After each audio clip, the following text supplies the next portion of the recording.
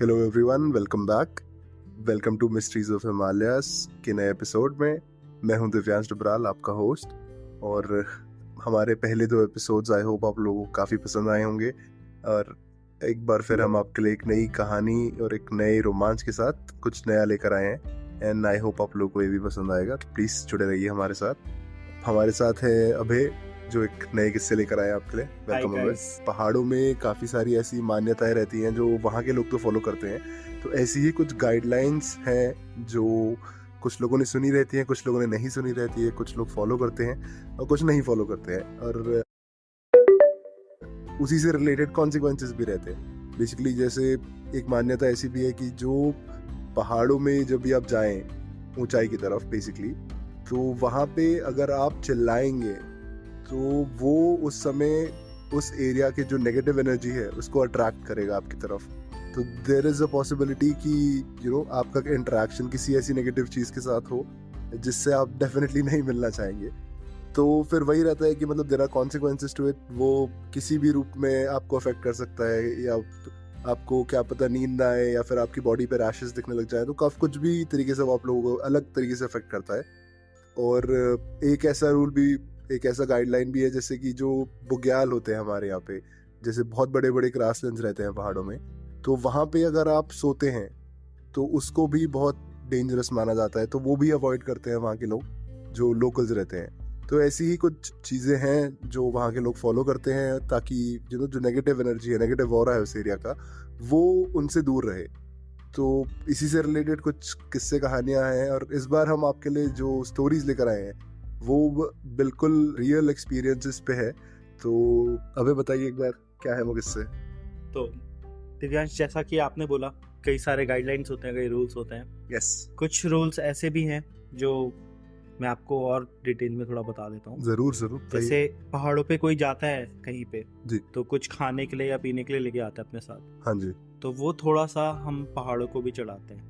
हाँ, ये पहाड़ियों में तो देखा है वो करते हैं। ये ऑलमोस्ट हर पहाड़ के एरिया में होता है, चाहे वो कहीं के भी पहाड़ हो।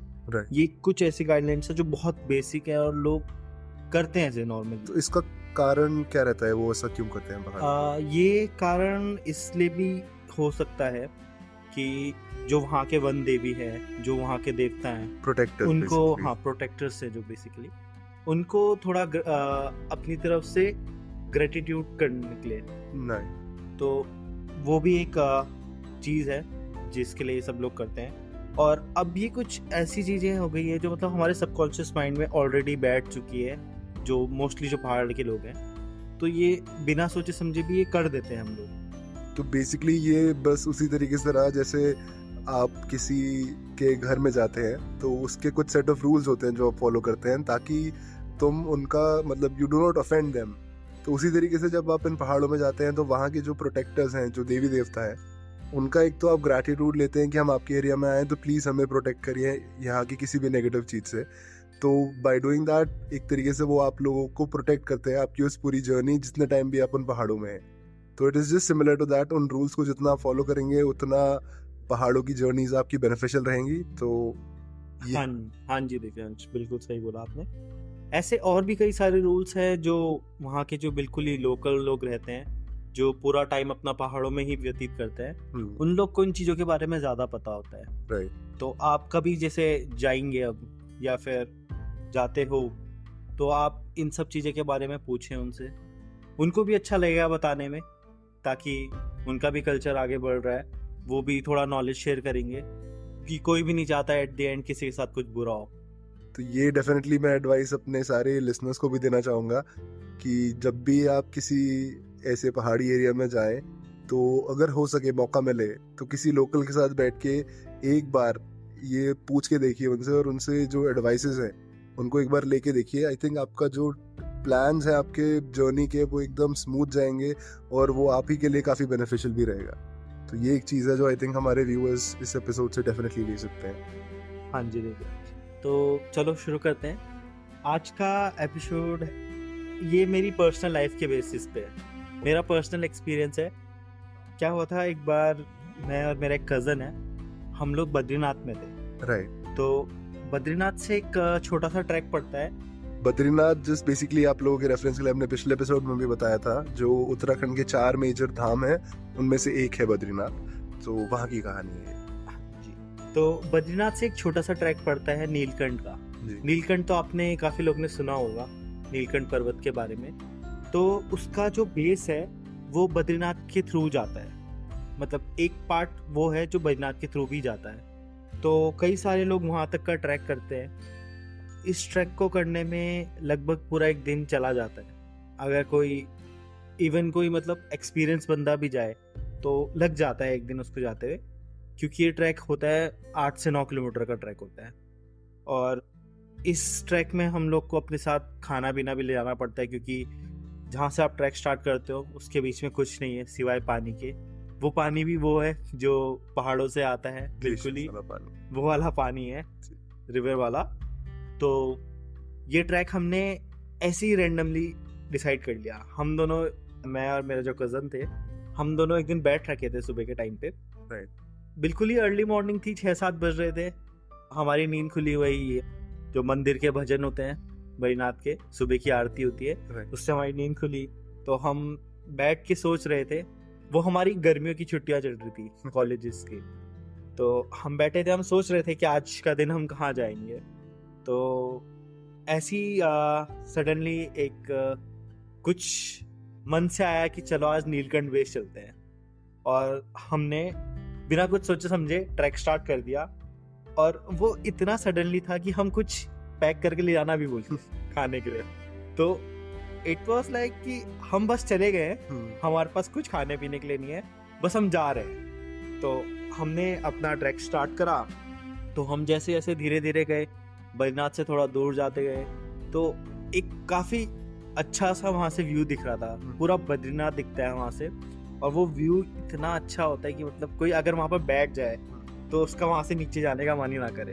पीस, वो एकदम एक पीस, वो एक सुकून बोलते हैं ना, वो हवा में जो सुकून होता है, वो हवा चलती है ठंडी ठंडी, वो एक्सपीरियंस ऐसा है कि मैं आपको शब्दों में बयान नहीं कर सकता। वो आप खुद ही एक्सपीरियंस करें आके। तो हमने जैसे जैसे ट्रैक स्टार्ट करा, फिर हम एक रास्ता है वहाँ का, वो बना हुआ है रास्ता, एक पाथ बना हुआ है पूरा।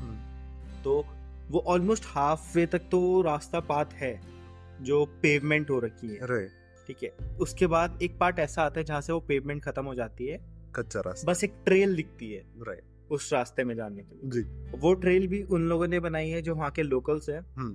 वो उधर जाते हैं घास काटने के लिए, सुबह के टाइम पे जाते हैं और शाम को वापस आते हैं। तो वो उनसे वो अपना घर भी चलाते हैं। कई ऐसी जड़ी बूटियां होती है जो लेके आते हैं, जो उनके लोकल रेमेडीज में काम आती हैं। कई घास होती है जिनकी वो सब्जियां बनाते हैं, और कई लकड़ी वगैरह होती है जो वो अपने घर के नॉर्मल कामों के लिए लेके आते हैं। तो उन्होंने वो ट्रेल बना रखे हैं ऊपर। फिर हम जैसे जैसे ऊपर गए, तो जैसा कि अभी हमने थोड़ी देर पहले रूल्स बताए गए थे कि पहाड़ों पे कुछ रूल्स होते हैं। और वहां पर गलती क्या हुई मेरे साथ कि एक तो हम सुबह बिना सोचे समझे चले गए। अब हम जैसे जैसे ऊपर गए तो हमें थकान सी लगने लगी। तो गलती ये हुई कि मैं वहां पर थोड़ी देर सो गया बुग्याल में। वो सबसे बड़ी गलती, वही एक पार्ट था कि जो थोड़ा गलत हो गया, क्योंकि मैं थोड़ी देर मतलब 10-15 मिनट के लिए मैं सो गया था। फिर उतने में जो मेरा कजन था वो सोया नहीं था, वो आसपास की चीजें ऑब्जर्व कर रहा था, फोटोज क्लिक कर रहा था। तो उसने मेरे को आगे उठाया, उसने मेरे को बोला कि भाई तू ऐसे क्यों सो गया, दिस इज नॉट गुड। तो उसने मुझे उठाया। फिर मैंने वहीं पे जो नदी की स्ट्रीम बह रही थी, तो वहां पर थोड़ा मुंह हाथ धोया टू फ्रेशन अप ना। तो फिर हमने दोबारा ट्रैक स्टार्ट करा आगे का, वहीं से कंटिन्यू करा। तो हम जैसे जैसे थोड़ा और आगे गए तो वहां पर हमें लोकल्स दिखे, वो भी वहां पर घास के लिए आ रखे थे। तो उनमें से कोई एक हमारे जानने वाले भी थे। तो वो पार्ट ऐसा था कि जैसे 2 पहाड़ होते हैं, 2 पहाड़ के बीच में एक ट्रेल बन रखा है, और वो 2 पहाड़ हैं डिवाइडेड एक नदी की स्ट्रीम से। ठीक है। तो हम चढ़ रहे थे उस नदी के राइट हैंड साइड की तरफ, और वो जो घास काट रहे थे वो थे नदी की लेफ्ट हैंड साइड। ठीक है। तो वहां पर एक छोटा सा ब्रिज बना रखा था उन्होंने नदी के बीच में, जिससे वो क्रॉस करते थे। ठीक ब्रिज भी नहीं, वो कच्चा पुल बोलते हैं जिसे। गांव के बिल्कुल, पुल, हाँ। एग्जैक्टली। तो वो वैसा कुछ था, वो उससे क्रॉस करके गए थे, वहां घास काट रहे थे। दूसरी मिस्टेक जो हमने उस दिन करी, चिल्लाना नहीं होता पहाड़ों में, ठीक है। वो काफी गलत माना जाता है। और हम यहाँ से चिल्लाना स्टार्ट कर दिया, क्योंकि डिस्टेंस काफी बड़ा था, काफी दूर था। तो कई हद तक उन्होंने हमारी चीखने की आवाज भी नहीं सुनी, तो हमने सीटियां मारनी स्टार्ट कर दी कि हमें देखो, हम यहाँ पर हैं। ठीक है। तो वो एक चीज और गलत करी हमने, सीटियां नहीं मारनी चाहिए पहाड़ों में। ठीक। तो अब वहां पर उन्होंने हमें देखा, उन्होंने भी वहां से हमें हाथ हिलाया। तो ये सब हुआ। फिर हम उसके बाद और आगे कंटिन्यू करा। हमारा 4 किलोमीटर का ट्रैक बचा हुआ था। ठीक है।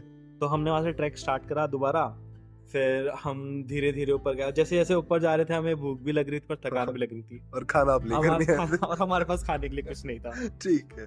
तो रास्ते में कुछ पहाड़ी बेरीज होती हैं, वो हाइट पे ही मिलती है काफी। और जिनको नॉलेज है उनको पता होती है कि वहां पर क्या चीज होती है, क्या चीज तुम खा सकते हो, क्या चीज नहीं खानी चाहिए, जहरीली होती है। राइट। तो ये सब चीजें होती है, ये पहाड़ों में बहुत कॉमन होती है। तो एक चीज मैं सजेस्ट करना चाहूंगा कि ऐसे भी किसी चीज को मत खा लेना, क्योंकि आपको नहीं पता होगा कि वो पॉइजनस है या नहीं है। राइट। तो हमें उस एक फल के बारे में पता था, तो हमने वो खाया। वो ब्लूबेरीज थी। उनको हम, जो साइंटिफिक नेम है उसको, उसे गुलथेरिया बोलते हैं। तो हमने वो तोड़ के छोटे छोटे खाए। तो ये तो नहीं बोलूंगा पेट भर गया था, बट हाँ, काफी हद तक थोड़ी एनर्जी आ गई थी। राइट। पानी तो हमारे पास अनलिमिटेड था, क्योंकि नदी बह रही थी और वो पानी बहुत साफ था, काफी शुद्ध। जितना आप आरओ को कंपेयर करोगे, आरओ से भी अच्छा पानी बोलते हैं उसे, क्योंकि वो स्ट्रेट फ्रॉम पहाड़ ही आता है, फ्रेश वाटर। तो हमने वो सब खाया पिया थोड़ा बहुत, और हम चल दिए ऊपर। तो जैसे जैसे हम ऊपर गए, थोड़ा मौसम भी खराब होने लग गया, क्योंकि वहां पर मौसम का कुछ फिक्स नहीं होता, कभी मौसम कभी भी बदल जाता है। तो हम वहाँ टॉप में पहुंचे कम से कम 2 से 2:30 बजे के आसपास। हमें 4 से 5 घंटे लग गए थे ऊपर पहुंचने में। तो जब हम वहाँ बेस पे पहुंचे, तो एक वो सुकून बोलते हैं ना, एक वो अचीवमेंट होती है जो, उसका एहसास ही अलग होता है। जब तुम मतलब अपनी डेस्टिनी पे पहुंच जाते हो ना, वहाँ का जो पहुंचने का सुकून, वो बहुत नेक्स्ट लेवल होता है। मैं चाहूंगा आप लोग भी एक्सपीरियंस करें वो। तो वहाँ पर कई लोगों ने ना अपने कुटिया सी बना रखी थी लकड़ी की, छोटे छोटे हट्स टाइप के। कईयों ने अपने कैंप्स लगा रखे थे, क्योंकि कुछ लोग ऐसे होते हैं वो एक 2 दिन स्टे करते हैं, ओनली लोकल्स, जिनको थोड़ा मतलब कुछ रेयर जड़ी बूटी लानी होती है, तो वो इतनी जल्दी नहीं मिलती, उन्हें थोड़ा टाइम स्पेंड करना पड़ता है वहाँ पर। तो कुछ लोग थे वहाँ पर। तो अब वो, उनके टेंट लगे थे, बट वो वहाँ पर नहीं थे, क्योंकि वो जड़ी बूटी ढूंढने गए थे। तो हमें लगा था कि क्या पता इनके पास कुछ खाने के लिए मिल जाए, तो हमें कुछ खाना मिल जाए, बट अनफॉर्चुनेटली वो नहीं था, वो नहीं मिले वहाँ पर। तो एट द एंड हमने थोड़ी देर वहाँ पर बैठे, हम थोड़ा साइट सीइंग करी, हमने फोटो वोटोज खींची हैं, फिर हम वापस आए। तो अब उस समय मेरे कज़न ने बोला कि थोड़ा एडवेंचरस चीज करते हैं। हम जिस रूट से आए थे उस रूट से ना चाहते हुए दूसरे रूट से आए, नए रूट से, और हम उस रूट से निकले जो लेफ्ट हैंड साइड वाला रूट था। तो थोड़ा बहुत ट्रेल तो सही था, कच्चा ट्रेल था, पर ट्रेल था। फिर एक पॉइंट के बाद ऐसा आया कि वहां पर कुछ ट्रेल ही नहीं था, वहां पर सिर्फ झाड़ियां थी बड़ी बड़ी। और हम इतना नीचे आ चुके थे, कम से कम 1-2 किलोमीटर हम नीचे आ चुके थे ऊपर से, कि वापस जाना भी अब हिम्मत में नहीं था हमारी। तो हमने कहा वहीं से कंटिन्यू करते हैं, कहीं ना कहीं से ऐसा पॉइंट आएगा जहां से हम नदी क्रॉस कर पाए, तो हम वहां से नदी क्रॉस करेंगे। तो हम एक पॉइंट ऐसे पे पहुंचे जहां पर बहुत सारी झाड़ियां थी। तो हम झाड़ियां हटाते हटाते आगे जा रहे थे, तो सडनली क्या करा, जैसी झाड़ियां हटाई, वहां पर ना हड्डियां पड़ी हुई थी। वो हड्डियां थी जो कोई जानवर होता है, गाय बकरी वगैरह, कुछ हाइट पे छूट जाती हैं, गुम हो जाती हैं, तो उनमें से किसी की पड़ी हुई थी वो हड्डियां।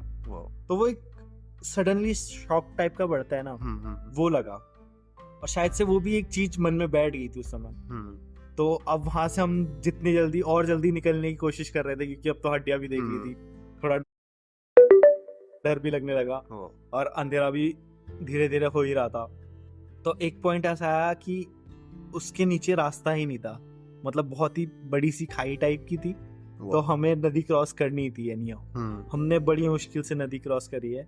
हम फिर जैसी नदी क्रॉस करी तो एक रिलीफ सा हुआ कि चलो हम अब रेल पाथ पे आ चुके हैं, हम जल्दी जा सकते हैं वापस। तो पहाड़ों में क्या होता है, जाते टाइम तो बहुत टाइम लगता है, आते टाइम आप बहुत जल्दी आ सकते हैं। तो हमने उसके बाद ना रुकते हुए बिना हम सीधा नीचे आना स्टार्ट करा। हम आते गए और बहुत ही जल्दी हम नीचे पहुंच गए। तो हम 6 से 7 बजे के आसपास हम नीचे बैजनाथ में थे और अंधेरा हो चुका था। तो अब क्या हुआ, एक दिन बीता, दूसरे दिन से मेरे आईज के ऊपर, आईब्रोज के ऊपर एक ना एलर्जी सी होने लगी। और वो एलर्जी ऐसी थी जैसे आप बैक्टीरियल एलर्जी बोलते हैं ना, वो एलर्जी सी होने लगी, एक पैच पड़ने लग गया आईज के ऊपर। तो मुझे लगा कि ये क्या है, तो मेरे को लगा जो मैं उस समय घास में सोएगा तो कुछ लग गया होगा, एलर्जिक चीज लग गई होगी। तो मैंने वहीं पे कोई लोकल डॉक्टर थे, उन पे जाके एक क्रीम ली, लगाई, तो वो उसके दूसरे दिन वो ठीक हो गया था। ठीक, तो मेरे को लगा ये नॉर्मल है। फिर मैंने बैजनाथ छोड़ा, फिर मैं जोशीमठ की तरफ आया। तो कुछ दिन मैं वहां था, तो वो दोबारा से वो ना एलर्जी स्टार्ट हो गई। और इस बार वो आईब्रोज के ऊपर ना होके हुए चीक्स की तरफ आई वो एलर्जी, शिफ्ट हो गई। तो मेरे को लगा यार ये तो कुछ अनयूजुअल है, कुछ हो गया है। तो मैंने दोबारा से वो क्रीम लगाई, वो फिर ठीक हो गया। फिर वहां से मतलब ये होता रहा, एक 2 दिन के गैप में बार बार हो रहा था। मेरे को लगा कुछ और बीमारी है, कुछ चीज हो गई है, मेरे को किसी प्रोफेशनल डॉक्टर को कंसल्ट करना पड़ेगा। तो मैं देहरादून वापस आया।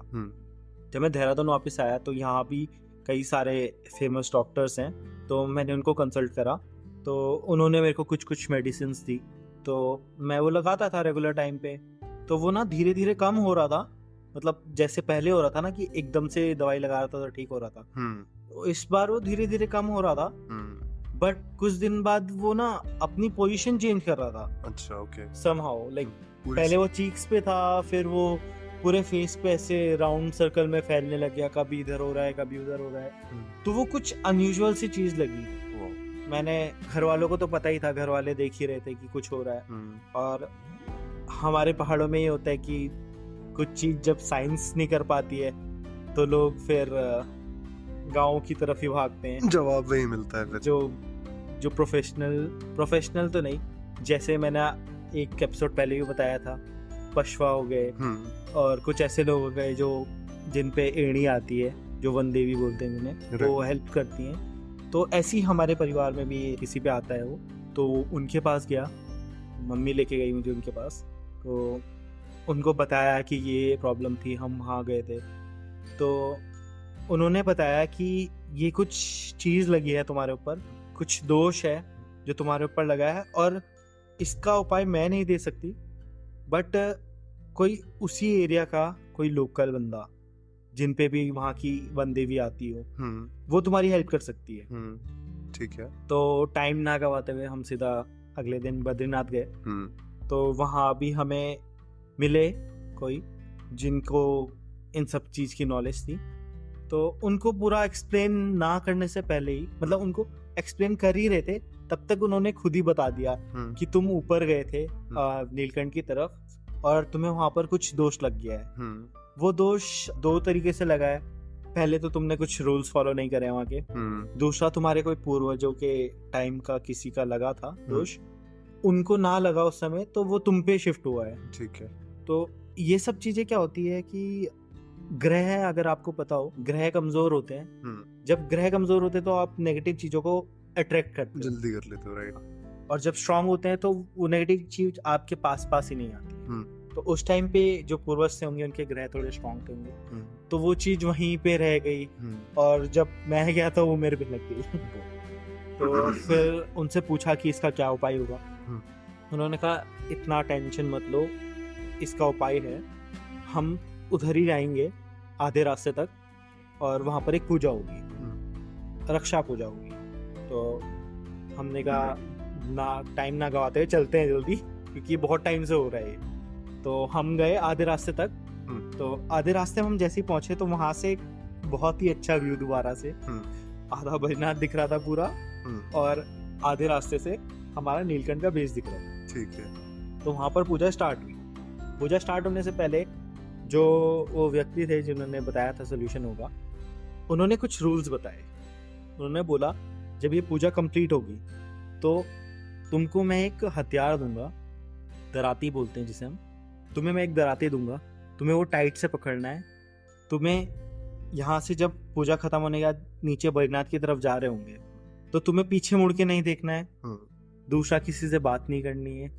और तीसरा और सबसे इम्पोर्टेंट, अगर तुम्हें कोई पीछे से आवाज लगाए, भले ही वो आवाज उनकी भी क्यों ना हो, तुम्हें पीछे मुड़ के नहीं देखना है। चाहे कुछ भी हो जाए, जब तक तुम घर के अंदर नहीं पहुंचे तुम्हें पीछे मुड़ के नहीं देखना है और किसी से बात नहीं करनी है। तो उस समय मुझे थोड़ा डर लगा। मुझे लगा ये अगर थोड़ा टफ सा लगा मुझे समय वो। तो पूजा कंप्लीट हुई, हम नीचे आने लगे। हम मतलब मैं आगे चल रहा था, मेरे पीछे वो अंकल जी थे। क्या इस रास्ते में कहीं पर मतलब ऐसे आवाज वाला कुछ फील हुआ आपको कि कोई बुला रहा है पीछे से? आवाज आई थी। मुझे लगा वो जो पीछे से अंकल जी थे वो मेरे को बोल रहे हैं कि 2 मिनट रुको, कुछ बात करनी है, कुछ चीज छूट गई है आपके पीछे तो उसको लेने आना है, 2 मिनट रुको। बट मैंने ना सुनते हुए उनकी पहली बात को फोकस करा और मैं सीधा नीचे आया हूँ। तो जैसे ही मैं घर के अंदर गया तो वो भी आए साथ में पीछे से। तो उन्होंने भी पूछा मुझसे तुम्हें कोई आवाज आएगी? तो उनको मैंने बताया। उन्होंने कहा हाँ ये ऐसा होता है, क्योंकि वो रोकती हैं चीजें। तो जब मैं वहां पहुंचा तो उन्होंने मेरे को एक चीज बोली कि अब आपके पास 2 ऑप्शन है, या तो आप इसी बद्रीनाथ में रहो और इसी घर के अंदर रहना पड़ेगा, क्योंकि जहाँ पूजा होती है या तो वहाँ 3 दिन तक रुकना पड़ता है, या वो जगह छोड़ के जाओ, किसी ऐसी जगह पे जाओ जहाँ पर आपको नदी की स्ट्रीम्स क्रॉस ना करनी पड़ी, जो नाले बोलते हैं वो क्रॉस ना करना पड़े, या कोई नदी क्रॉस ना करनी पड़े। ठीक है। तो तुम्हें 3 दिन तक वहीं रुकना पड़ेगा। ठीक है। तो मेरे मन में तो ये था कि बस यहाँ से निकलो अभी किसी दिन बाद में आ जाएंगे। तो मैं वहां से जोशीमठ की तरफ निकला और फिर मैं 3 दिन तक जोशीमठ में। ठीक है। आप यकीन नहीं मानोगे, उसके नेक्स्ट डे मेरे सारे निशान गायब हो गए थे और आज तक की डेट है वो निशान आज तक मेरे पास कभी दोबारा नहीं हुए। तो ये कुछ चीज ऐसी हैं जो मतलब जब साइंटिफिक चीजें नहीं प्रूफ काम आती है तो हमें जाना पड़ता है अपने रूट्स की तरफ इवेंचुअली। वही बहुत सही बात कही आपने। अब ये एक कहानी थी जो मेरे अपने पर्सनल एक्सपीरियंस पे थी। काफी बहुत मतलब उस बंदे के हिसाब से सोचना जिसके साथ ये हो रहा हो, और आज उसके साथ हम ये बात कर पा रहे हैं और उसके मुंह से सुन पा रहे हैं, तो ये आई थिंक बहुत बहुत रोमांचक बात थी और काफी मजा आया ये कहानी सुन के। और आई थिंक हमारे दर्शकों ने भी कुछ पॉइंटर्स लिए होंगे जो चीजें नहीं करनी है पहाड़ों में और जो करनी है, तो प्लीज थोड़ा ध्यान से रहिएगा। तो अगर मैं एक और स्टोरी सुनाना चाहूँगा। हाँ जरूर जरूर। अगर तो ये एक एक्सपीरियंस है जो मतलब मेरे काफी क्लोज फ्रेंड के साथ हुआ है। राइट। ठीक है। तो ये पहाड़ों की नहीं है बट पहाड़ों से रिलेटेड है। ओके। तो मेरी एक फ्रेंड थी, वो देहरादून में एक जगह है लच्छीवाला बोलते हैं उसको, तो वो वहाँ घूमने गए थे। तो उधर क्या होता है, कहीं पे कोई कब्रिस्तान था होगा पहले और वो अपना रेनोवेट हो गई है जगह, तो वहाँ पर अच्छा खासा पार्क बना है। तो वो अपने दोस्तों के साथ पार्क में जा रही थी। ठीक है। तो जैसा कि मैंने रूल्स होते हैं, तो उन रूल्स में एक ये भी है कि लड़कियों को बाल खुले करके नहीं रहना चाहिए मैक्सिमम टाइम। जंगल के एरियाओं में, पहाड़ों में बाल खुले नहीं रखने चाहिए और चटक कपड़े नहीं पहनने चाहिए। ओके। ये एक रूल और है, अगर आप ऐड करना चाहते हो अपनी लिस्ट में कर दीजिए। तो अब क्या हुआ, वो गई थी अपनी दोस्तों के साथ और पार्क काफ़ी अच्छा था, नो डाउट वो पार्क काफ़ी अच्छा है। तो वो वहाँ जाके फोटोज क्लिक करना स्टार्ट करा उन्होंने। तो अब फोटोज क्लिक करते टाइम उन्होंने अपने बाल खोल दिए ताकि अच्छी फोटोज आए। और जैसा कि मैंने बताया था उस तरफ कहीं पे कब्रिस्तान भी था शायद। तो ऐसे एरियाओं में ना कभी किसी चीज को बुलाना नहीं चाहिए, इवन इफ आपके दोस्ती क्यों ना हो दूसरी तरफ, तो ऐसे चिल्ला के उनको बुलाना नहीं चाहिए कि तुम आ जाओ मेरे पास। ऐसी चीजें नहीं करनी चाहिए। शायद उन्हें पता ना था वो। आई थिंक काफी लोगों को नहीं पता। भूल जाते हैं, वो एक्साइटमेंट होती है तो उसमें भूल जाते हैं लोग। राइट। तो उन्होंने अपने दोस्त को बुलाया, ठीक है। तो उस दिन तो सब कुछ नॉर्मल था। बात शुरू हुई उसके नेक्स्ट डे से। वो जब घर आई तो वो कुछ भी चीजें करती थी तो उसके साथ ना कुछ भी सही नहीं होता था। ठीक है। मतलब वो कुछ भी अच्छा करना चाहे तो उससे पहले कुछ चीज ऐसी हो जाती थी कि वो अच्छा काम सही नहीं होता था। ठीक है। इसका एक रीजन मैं बताऊंगा, शायद आप मानो ना मानो। उसका क्या होता था, मैं उसके साथ था, वो एक दिन खाना खा रही थी। उसने मेरे को पहले भी बताया था ये काफी चीज। तो उसने कहा कि मैं कुछ भी खाती हूँ तो खाते खाते कुछ ना कुछ घिर जाता है, या फिर मैं कुछ भी पीती हूँ तो पीते पीते कुछ घिर जाता है। तो उस दिन मैं भी था उसके साथ बैठा हुआ, तो वो लिटरली अपना खाना खा रही थी और उसकी चम्मच घिर गई, ठीक है, खाने के साथ। फिर थोड़ी देर बाद उसने पानी पीने की कोशिश करी तो पानी का गिलास उसने जैसे नीचे रखा वो नीचे गिर गया। फिर वो थोड़ा किचन में गई, किचन में तो गैस के ऊपर कुछ चीज रखी थी, तो वो चीज उठाने की तरफ थोड़ा खिड़की की तरफ गई। गैस के ऊपर खिड़की थी, वो खिड़की की तरफ गई उठाने के लिए चीज, तो ना वो पता नहीं कैसे उसके जैकेट में ना आग लग गई हल्की सी। तो अब ये सब चीजें औरों को तो नहीं, मैं कह नहीं सकता कि आपको ये रियल लगे ना लगे, बट ये मैंने अपनी आंखों से देखा था। तो ये मुझे काफी अनरियलिस्टिक लगी। और उसके घर वाले भी थोड़ा चिंतित हो गए कि ये काफी टाइम से हो रहा था, लगा लो 1 महीना हो चुका था, उसके बाद बार बार ये सब चीजें हो रही थी। तो अब उसके घर वाले भी परेशान हो गए थे कि ऐसा क्यों हो रहा है। तो उन्होंने क्या करा, जोशीमठ में एक पुजारी है, वो उनके पास गए। तो पुजारी बेसिकली, जैसा कि हमने पिछले एपिसोड में भी बताया था कि कुछ ऐसे लोग होते हैं जिनके पास ऐसे मतलब शक्तियां कह लीजिए आप, या फिर मतलब उनकी इतनी साधना रहती है कि वो ये सब चीजें देख लेते हैं आपके अंदर, आपके थ्रू। अगर आपके साथ कुछ ऐसी नेगेटिव एनर्जी अटैच्ड है तो they can sense it and they can figure it out as well. फिर वो आपको उसके अकॉर्डिंग एडवाइसेस देते हैं। तो जो लोग, जैसे पहाड़ों में तो काफी मान्यता रहती है, और इसी वजह से अगर कुछ ऐसा रहता है तो लोग उनके पास जाके अपने प्रॉब्लम्स, अपनी दुविधाएं रखते हैं और वो अकॉर्डिंगली उनको उसके सॉल्यूशंस बताती हैं। हाँ जी दिव्यांश। तो अब जब ये चीजें बहुत ज्यादा फ्रिक्वेंटली होने लग गई, राइट, तो उनकी मम्मी वो गई उन पुजारी के पास। तो वो जैसे उनके पास गई, उन्होंने थोड़ा बताया कि मेरी बेटी के साथ ऐसा ऐसा हो रहा है। तो वो पुजारी ने फिर बताना स्टार्ट करा कि उनकी बेटी के साथ क्या हो रहा है। तो उन पुजारी को मैंने भी देखा है। तो उनके साथ क्या होता है, जब वो किसी के बारे में बताती है ना, तो वो मतलब अलग ही जोन में चली जाती है। और वो ऐसा लगता है जैसे कि उनके सामने कोई मूवी चल रही हो। मतलब वो जैसे उनके सामने बीत रही होगी सारी चीजें। वो एक एक डिटेल्स बता सकते हैं तुम्हें उस टाइम पे क्या हुआ है। वो कुछ ऐसा एक्सपीरियंस है जो मैं खुद भी बयान नहीं कर सकता हूँ, बट उसने जो मेरे को बताई, उसकी मॉम ने, तो वो क्या हुआ था, उस पुजारी ने बताया ये लोग एक जगह गए थे, जबकि वो पुजारी कभी उस जगह नहीं गई है, ठीक है, उनको कुछ नहीं पता उसके बारे में।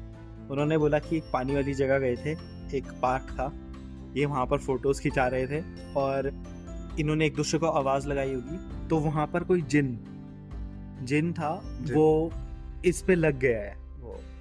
तो जिन बेसिकली आप लोगों ने काफी इस्लामिक और अरबिक एक्शन में आपने काफी सुना होगा इनके बारे में, जो इविल स्पिरिट्स रहती हैं, एक फॉर्म ऑफ इविल स्पिरिट्स हैं जिन, जो कई बार आप लोग ने सुना होगा कि किसी के साथ अटैच हो जाती हैं और उनके साथ मिसफॉर्च्यून लेकर आती हैं।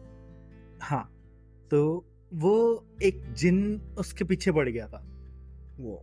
तो अब उसके घर वाले भी काफी डर से गए कि ये क्या हो गया। तो उस पुजारी ने इवन ये तक बोला कि जो इन्होंने फोटोज खिंचाई हैं, उसमें से एक फोटो में उसकी परछाई भी आई है।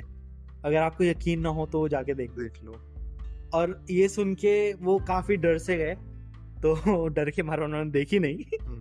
बट फिर उन्होंने ये भी बताया कि ये जो जिन है ये 24/7 उस लड़की के साथ है, ठीक है। वो खाना खाती है तो ये उसके साथ खाना खाने के लिए उसका खाना छीनता है, तभी उसका खाना गिरता था। ये पानी पीती है तो उसको भी पानी चाहिए होता था, वो पानी के लिए। ये रात को सोती है तो वो उसके बाजू में होता है, उसको देखता रहता है रात भर। तो वो जिन एक तरह से उसके साथ जुड़ चुका था, अटैच। वो जहाँ जाती थी वो जिन उसके साथ रहता था। पूरे टाइम। तो उस पुजारी ने इनको कुछ सजेशन दिया, इनको बोला एक पूजा कराओ जिससे वो तुमसे दूर रहे। तो कुछ एक तरीके से प्रोटेक्शन करके उन्होंने कुछ दिया उसको, तो अब वो इतना पास नहीं रहता उसके, मतलब तब से वो उसके काम सही से होने लग गए। बट अभी भी उसका क्योर करना बाकी है, वो पूजा करनी बाकी है। दूसरी चीज, एक बार की बात है, वो अकेले थी घर पे, ठीक है। तो रात का टाइम था, तो उसने बताया कि जो उसका घर है उसकी छत पे ऐसा फील हो रहा है कि कोई ऊपर से बजरी फेंक रहा है, जो पत्थर होते हैं ना छोटे छोटे, वो कोई फेंक रहा है। आवाजें आ रही हैं उसके छत से, कोई कूद रहा है उसके छत पे, जो घर के चारों तरफ है कोई दौड़ रहा है उसके आसपास। तो उसको ऐसा महसूस हुआ। और जो वो छत पे जो हो रहा था, वो बता रही थी, वो इतना तेज था, इतना तेज था कि मतलब उसको पूरी रात नींद नहीं आई। वो इतना डर चुकी थी, वो घर से बाहर जाने तक को तैयार नहीं हो पा रही थी। उसने सारे अपने दोस्तों को फोन लगाना स्टार्ट करा धीरे धीरे, क्योंकि ऐसे में किसी को नींद नहीं आएगी पहली बार, और ऊपर से वो घर में अकेली थी, तो वो डर का माहौल ही अलग होगा। वो खुद भी नहीं बयान कर पा रही थी मेरे को उस डर का मंजर। तो उसने बोला, फाइनली मैंने एक दोस्त को कॉल करी। वो दोस्त मेरे साथ सुबह 5 बजे तक थी, जब तक उजाला नहीं आया। जैसे ही उजाला आया तब उसने अपनी सारी खिड़कियां खोली है, और तब जाके उसको नींद आई है। क्योंकि और रात के टाइम पे, जैसा कि आपको पता है, एविल स्पिरिट्स की ताकत बहुत ज़्यादा स्ट्रॉन्ग होती है। तो वो कह रही थी कि जो छत है ना, उसके चारों तरफ कोई पत्थर जैसे फेंक रहा होगा, कुछ रोल कर रहा होगा पत्थर, और इतनी तेज आवाज थी कि नींद आना तो मुश्किल ही था। फिर नेक्स्ट डे जब वो उठी, उसने उस दिन वो वापस अपने घर नहीं गई नेक्स्ट डे, क्योंकि डर का माहौल इतना हो गया था। तो फिर उसके घर वाले आए, थोड़ा उन्होंने एक छोटी सी पूजा करी, तो थोड़ा नॉर्मल हुआ। बट अभी भी एक वो पूजा है जो उसको करनी जरूरी है। तो ये उसकी रियल एक्सपीरियंस था जो उसने मेरे साथ शेयर करा रिसेंटली। मैं आप लोग के साथ शेयर करना चाहता हूँ कि अगर हम देवताओं को मानते हैं तो साथ में नेगेटिव चीज़ें भी होती हैं, क्योंकि जहाँ पॉजिटिविटी होती है वहाँ नेगेटिविटी भी होती है। तो पहाड़ों में ये काफ़ी कॉमन है।